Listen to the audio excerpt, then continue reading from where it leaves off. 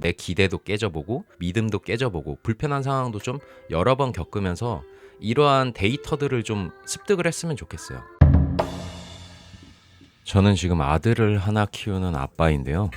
부모가 되니까 아들이 이렇게 컸으면 좋겠다, 저렇게 컸으면 좋겠다, 뭐 이런 여러 가지 생각이 들더라고요. 그 중에서 정말 이 아이가 성공하는 것보다 꼭 가졌으면 하는 게 있어요. 바로 직관입니다. 촉이라고도 하죠. 대상이나 상황을 빠르게 파악하는 걸 의미하잖아요. 제가 살아보니까 특히 사회생활에서 이 직관이 참 중요한 것 같더라고요. 좋은 직관을 가진 사람은 여러 상황을, 여러 사람을 빠르게 적응하고 대처할 수 있으니까요. 직관이 높은 사람은, 즉 생존 확률이 높은 사람이라고 볼 수 있는 것 같아요. 자, 그러면 직관을 어떻게 키울까 하고 생각을 해보면, 물론 제가 교육 전문가는 아니기 때문에 아이의 여러 가지 교육법이라든지 심리 이런 것은 과학적으로 정확히는 모르지만, 직관 자체는 책이나 교육만으로 생길 수 없는 거라고 저는 생각합니다. 사회는 정말 복잡한 요소로 굴러가잖아요. 인간관계도 그렇고 직장 생활도 그렇고 다 마찬가지죠. 같은 상황도 다르게 다가오기도 하고 사람이 달라지면 또 다르고, 이때는 순간순간의 판단이 필요하잖아요. 직관이 필요한 순간이죠.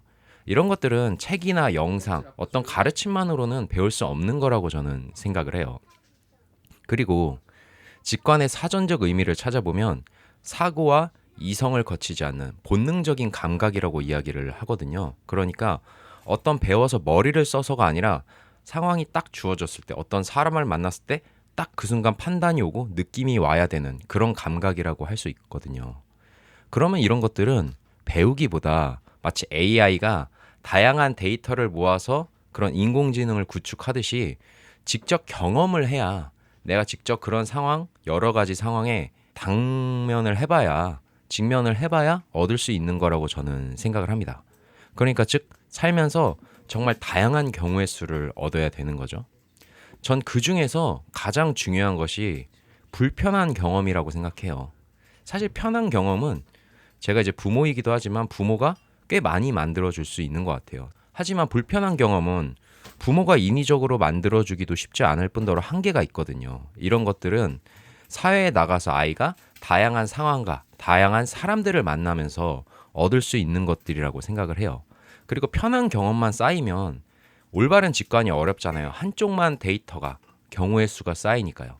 불편한 경험도 같이 겪어봐야 이런 것들이 잘 융화돼 가지고 올바르고 정확한, 그리고 다양한 것을 캐치할 수 있는 그런 직관을 가질 수 있는 아이가 된다라고 저는 믿고 생각하고 있습니다. 불편함이라는 걸 사실 생각해보면, 저는 불편함은 예측과 기대가 깨지는 경험이라고 생각하거든요. 아이 입장에서 가장 대표적인 것이, 여기는 우리 집이랑은 뭔가 다르네. 이 사람은 내가 이런 행동을 했는데 우리 부모님이랑은 다르게 반응해주네. 여기서는 나에게 관심을 가지지 않네. 나에게 혼내네.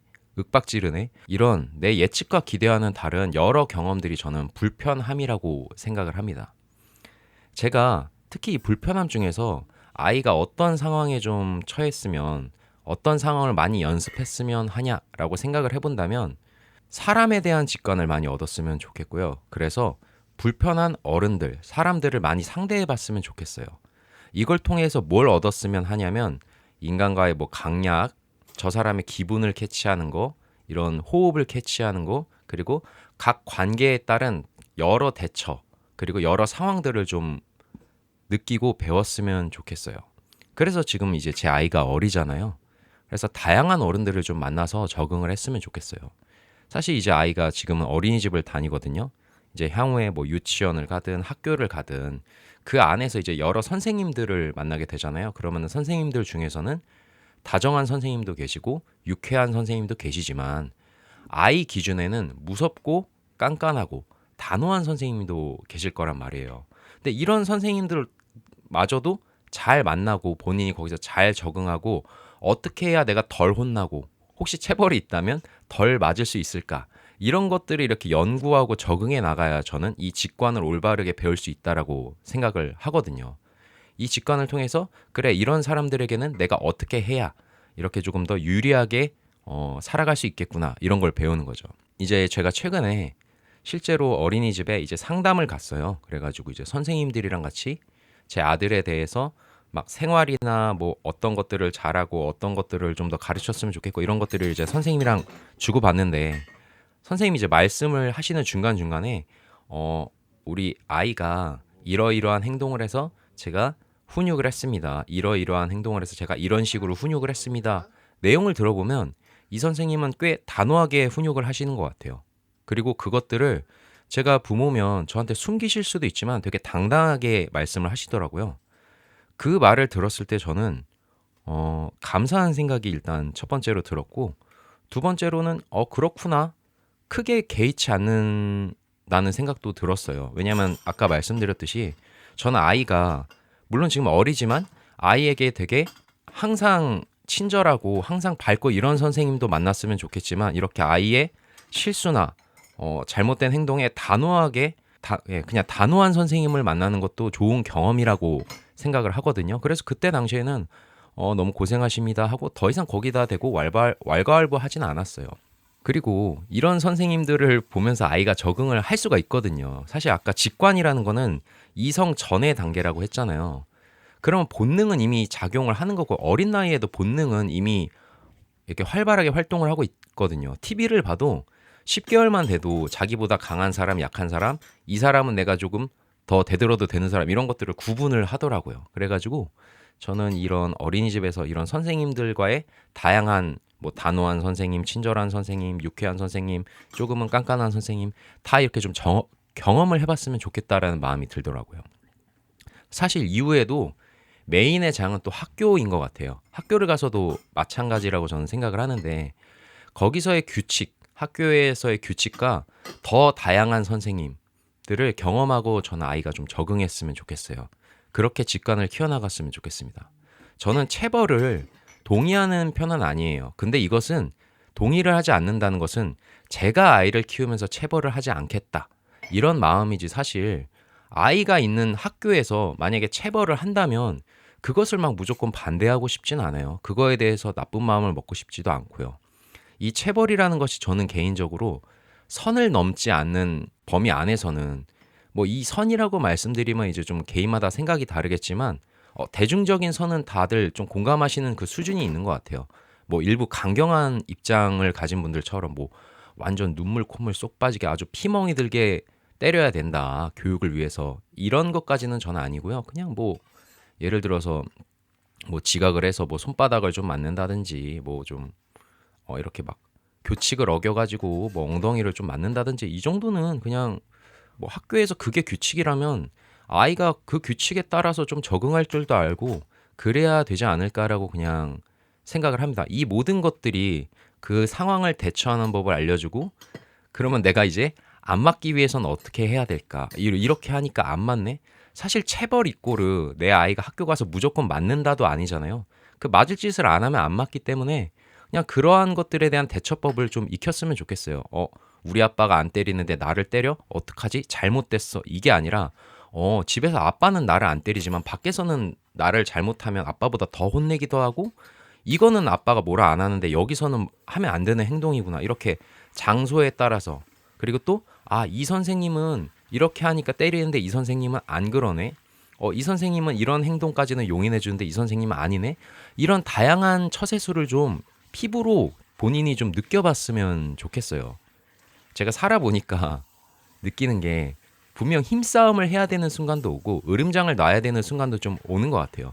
그래서 무례하지 않고 타인에게 피해는 주지 않되 막 아이가 마냥 모든 사람들한테 순응하고 따르고 이렇게 착하게 크는 건 원치 않거든요. 이런 선생님 할 때는 조금 더 내가 좀 자유롭게 행동해도 되겠다. 이 선생님한테는 조금 움츠리고 있어야지. 이 선생님한테는 좀 조용해야지.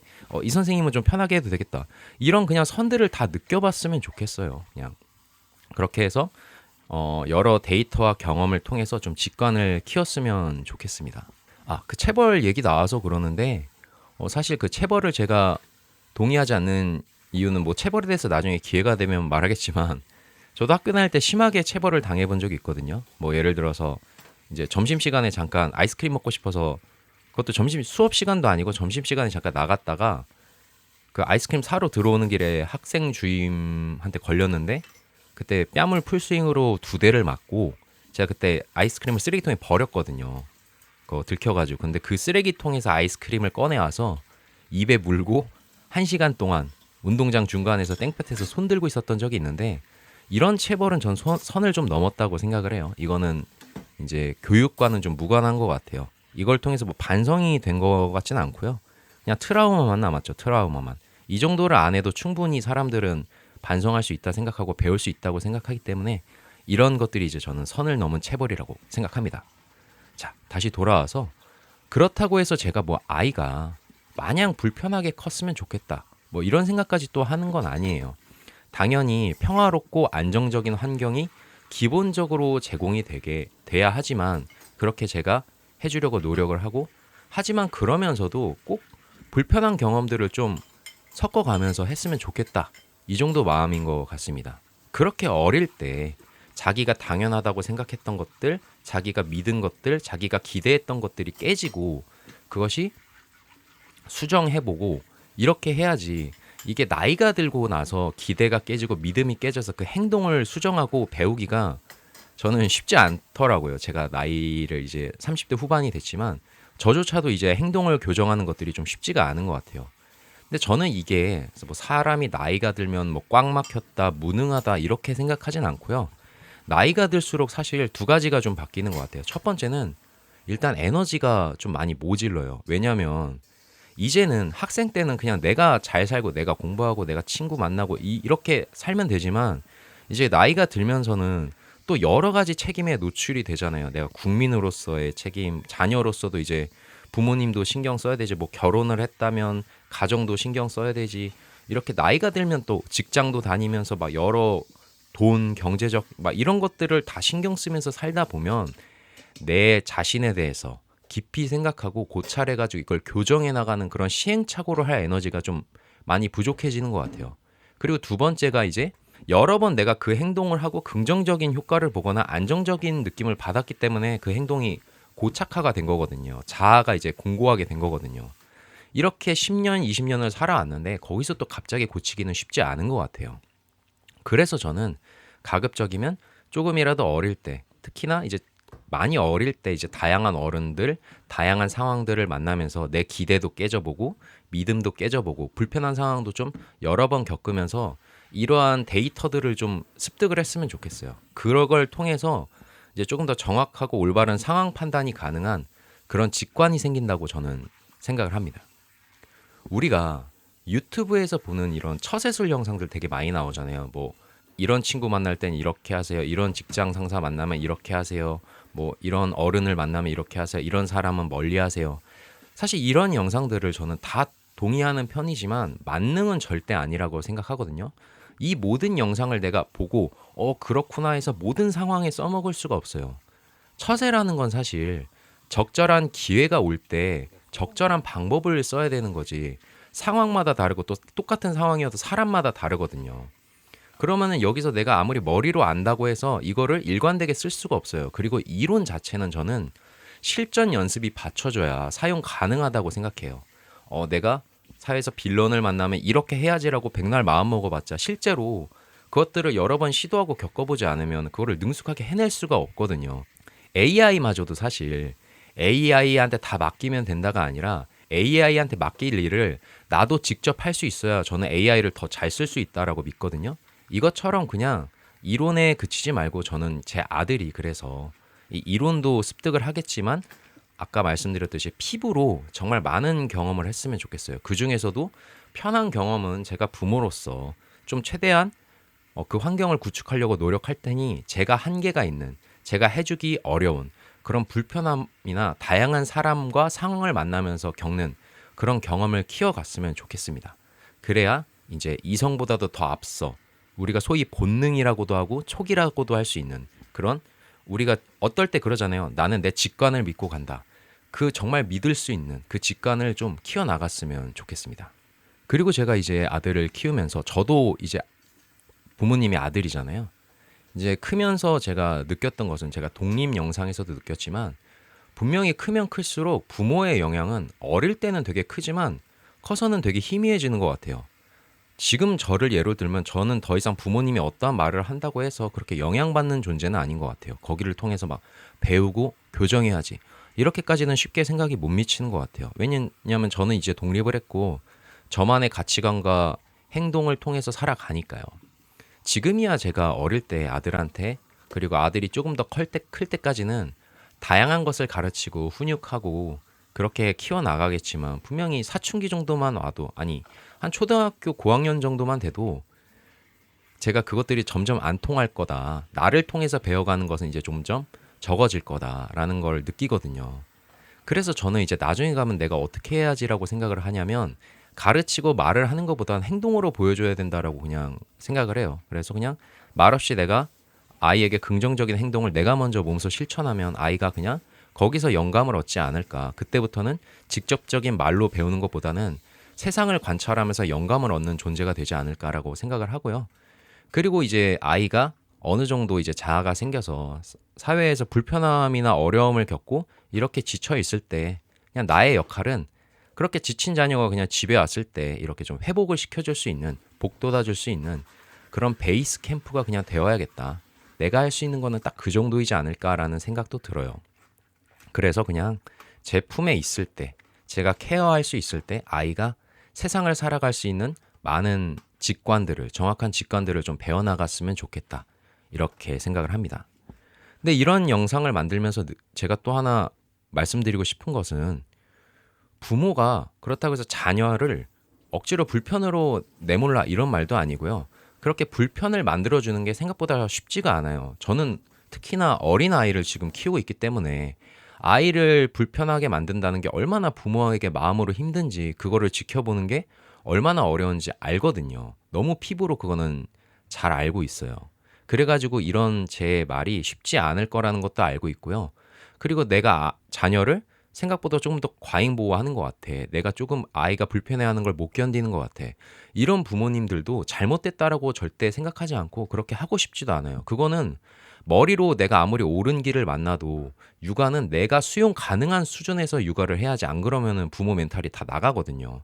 그러니까 최고의 좋은 조건이 있다고 해서 부모가 그걸 다 해줄 수가 없어요. 부모도 한 명의 인간이기 때문에요. 그래가지고 그냥 내가 그것들을 좀 실현해 나가지 못한다고 해서 잘못됐다라고 생각하진 않습니다.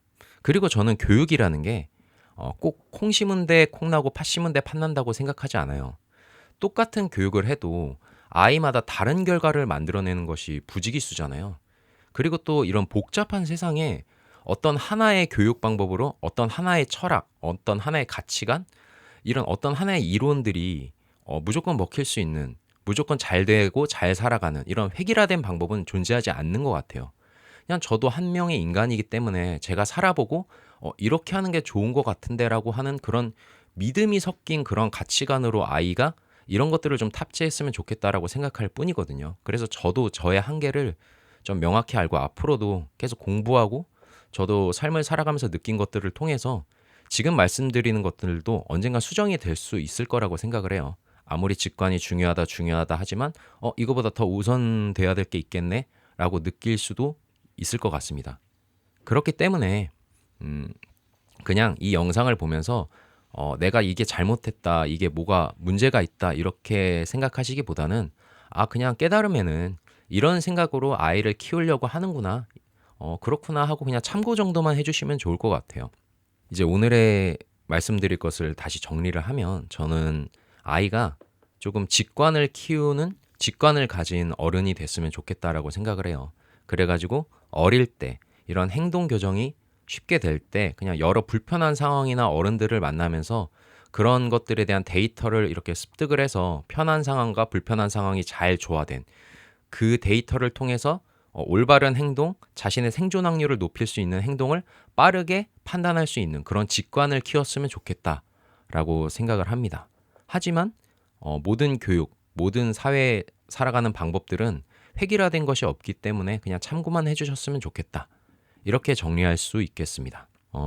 오늘의 영상은 여기까지고요. 모든 부모님들을 비롯해 시청하신 분들, 모든 분들의 삶을 응원합니다. 그리고 세상의 모든 아이들이 무탈하고 건강하게 자랐으면 좋겠습니다. 오늘의 영상은 여기까지고요. 영상 시청해 주셔서 감사드립니다. 깨달음맨입니다.